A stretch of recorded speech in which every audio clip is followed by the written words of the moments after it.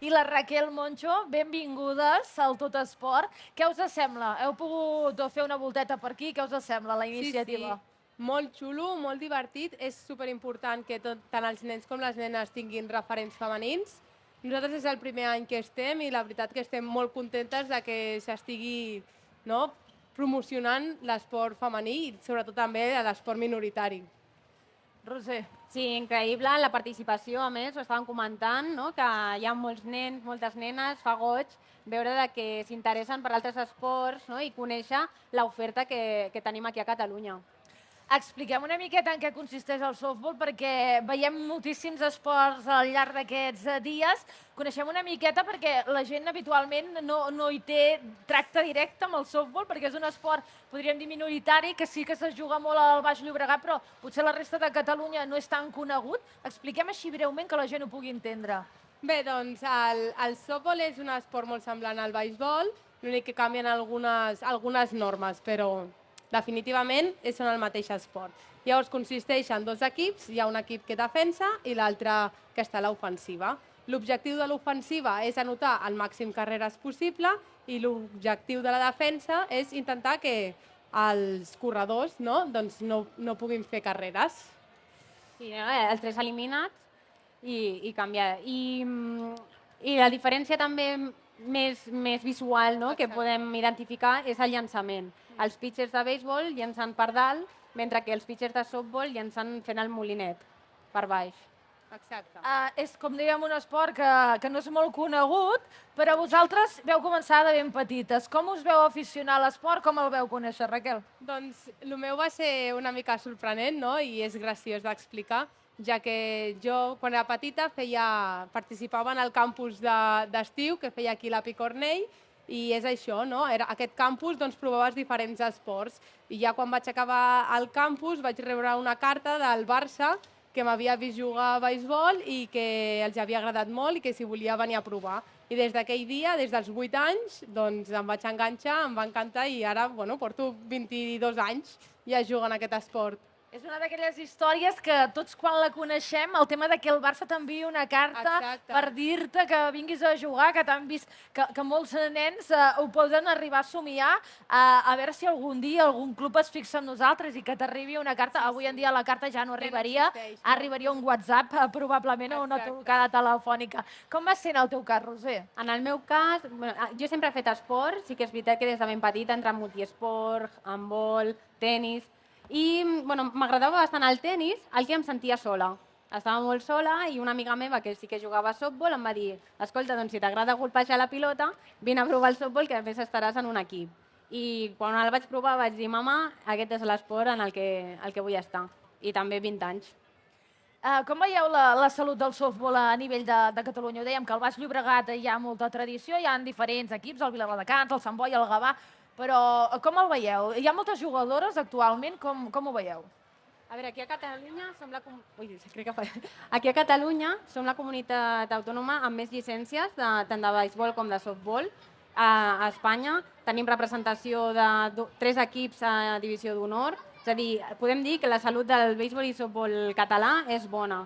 També sí que és veritat que en els últims anys han hagut una inversió en instal·lacions esportives, que de veritat quan nosaltres érem petites no hi havia, i això també ha ajudat molt a que els nens coneguin que en el seu municipi hi ha un camp de softball i de beisbol. És un esport que potser des de fora la gent el veu una mica masculí. Per culpa d'això us heu hagut de sentir alguns comentaris, aquest és un esport que no és per nenes, alguns comentaris masclistes?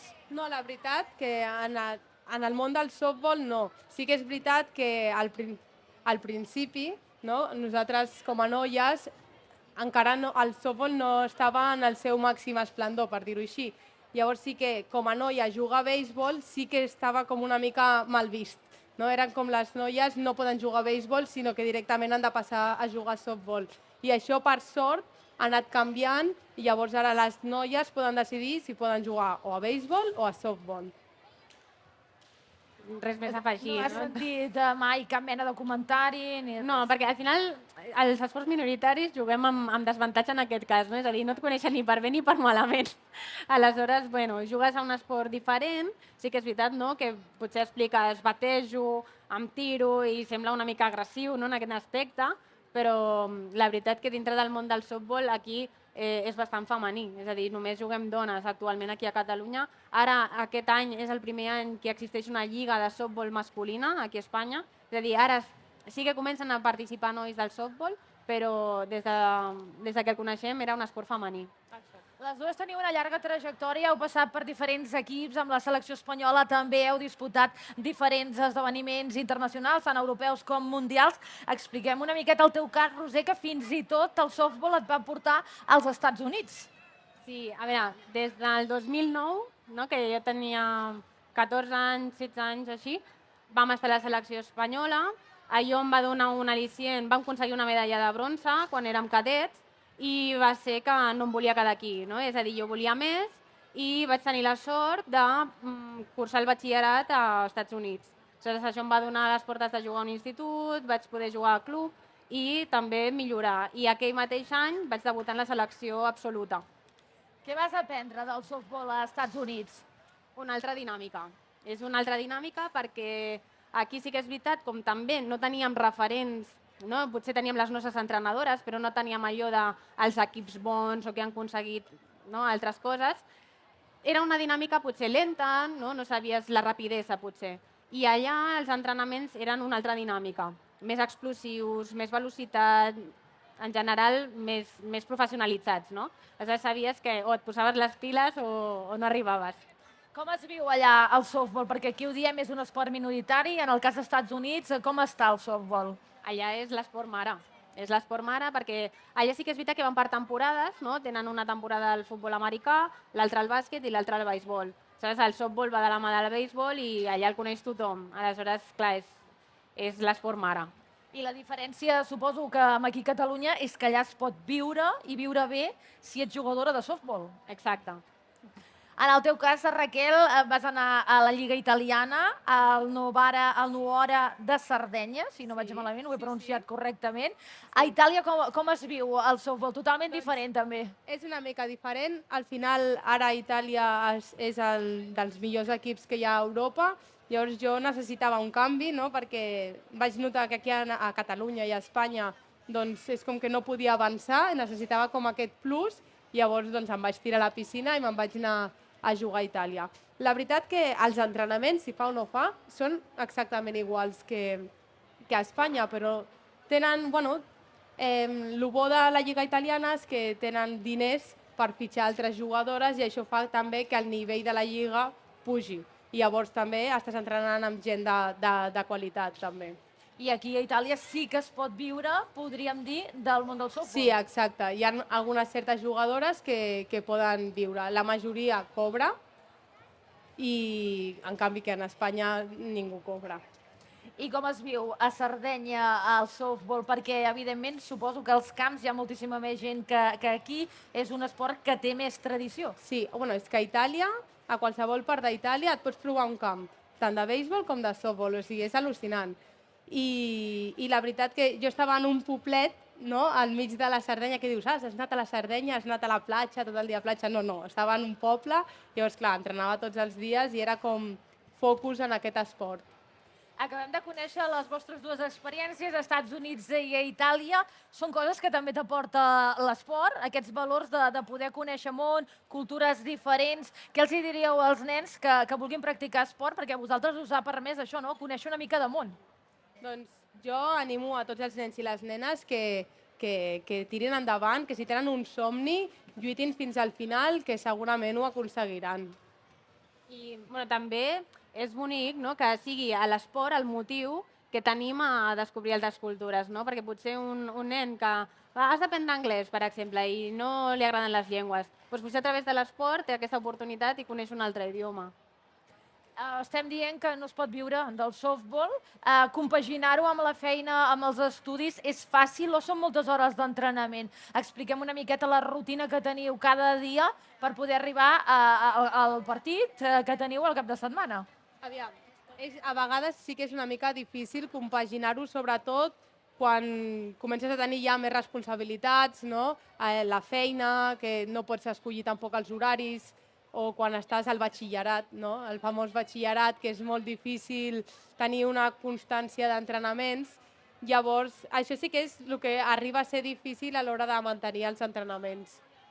Sí, a més, a veure, com parlem, nosaltres al club entrenem 3 dies, però el fet tenir la responsabilitat de representar una selecció nacional, doncs a tu t'obliga a ficar més hores, no? Aleshores, nosaltres per la nostra compte doncs, havíem estat amb un entrenador o fas per fer més hores de les que toca, no? Aleshores et trobes que al final estàs entrenant els 5 dies de la setmana, competint diumenges, divisió d'honor, que no sempre es juga a Catalunya, potser viatgem a Galícia, potser viatgem a Canàries, hem d'agafar un vol el dissabte, jugar 2 partits diumenge, tornar diumenge a la nit i dilluns treballar. Sí. No? És a dir, aquesta càrrega no és fàcil i has d'estimar molt l'esport per dur-la durant molts anys.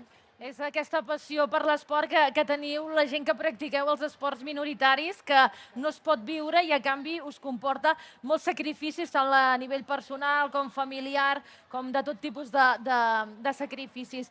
A banda de la competició del cap de setmana, expliquem una miqueta en què consisteix ser jugadora de softball, és a dir, quines competicions hi ha al llarg de la temporada, el tema de si hi ha competicions extres amb la selecció, expliquem una mica perquè la gent pugui entendre el calendari. A veure, principalment aquí a Catalunya hi ha 2 competicions, que són la Lliga Catalana i la Copa Catalana. Quan finalitza una, comença la Lliga Espanyola, que normalment anava del març al juliol, fa 2 edicions, ja s'ha allargat fins a l'octubre. Es juga a la Lliga Nacional, quan acaba començaria la Copa Catalana. Entre mitges es fa un parèntesis a l'estiu, que una setmana d'agost estan els europeus de clubs, que hem participat també bastants anys, i normalment cada 2 anys es fan els europeus de l'absoluta de la selecció espanyola. Què passa? Que amb el Covid es va traçar i portem com uns anys fent europeus seguits. És a dir, cada any hi ha europeu. S'ha compactat tot. Sí, exacte. Sí. Les Olimpiades i els Mundials, com que ha canviat una mica el calendari, sí que és veritat que portem molts anys de tots els estius anant als europeus. Això a nivell, és a dir, de salut mental, perquè evidentment no teniu vacances, llavors es fa complicat poder desconnectar, canviar de xip i tranquil·litzar-vos. Com ho gestioneu, això? Perquè moltes vegades arriba un punt en què una persona ha de dir he de deixar alguna cosa perquè no puc, com la selecció, o deixo el club perquè no puc amb tantes coses i evidentment s'ha de fer una aturada. Com ho porteu? De fet, jo estic en aquest cas. L'any passat vaig decidir que la meva participació a la selecció nacional acabava, perquè és el que dius tu, no? Em trobava que tot l'any estava dedicant el meu temps a l'esport, que m'apassiona per una banda, però pensava que ja era el moment de dedicar a altres coses i va ser dur.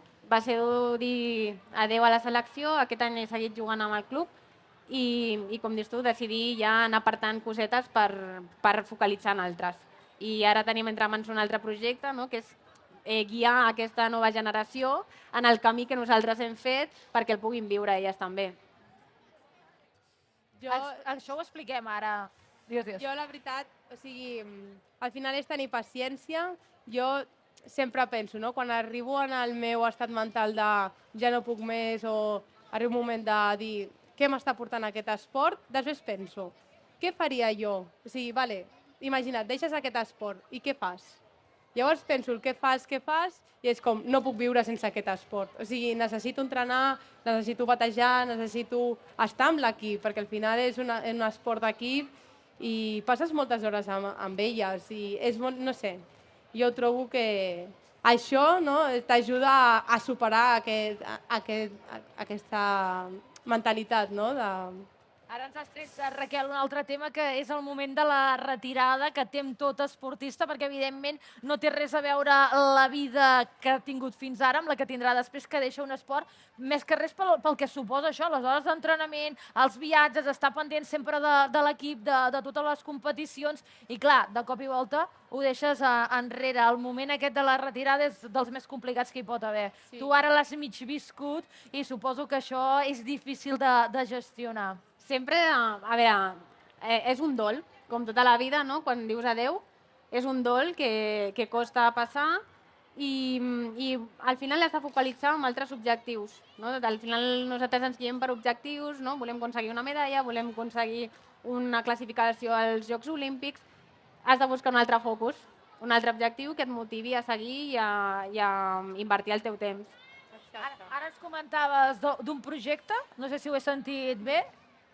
Sí, a veure, al final, com diu la Raquel, et planteges què faig si jo deixo de jugar, no? Al final, com hem comentat, potser dediquem els 5 dies a la setmana, tot el cap de setmana, a 0. Clar, això potser et crea un buit existencial perquè no estàs preparada per assumir això. Aleshores, clar, penses, com puc invertir aquest temps d'una manera més relaxada, no? Potser sent entrenadora o invertir els teus esforços en ajudar un club que veus que, com som minoritaris, tenim pocs recursos i doncs, al final la gent que formem part d'ell és la que hem de mantenir aquest club. No? I bé, ara ajudarem amb les nenes petites a veure com van, no? Cap amunt, i amb el que es pugui en el club, organització de competicions. I sobretot, el nostre objectiu és que les nenes tinguin referents femenins. Normalment en el beisbol i el softball els entrenadors sempre són nois.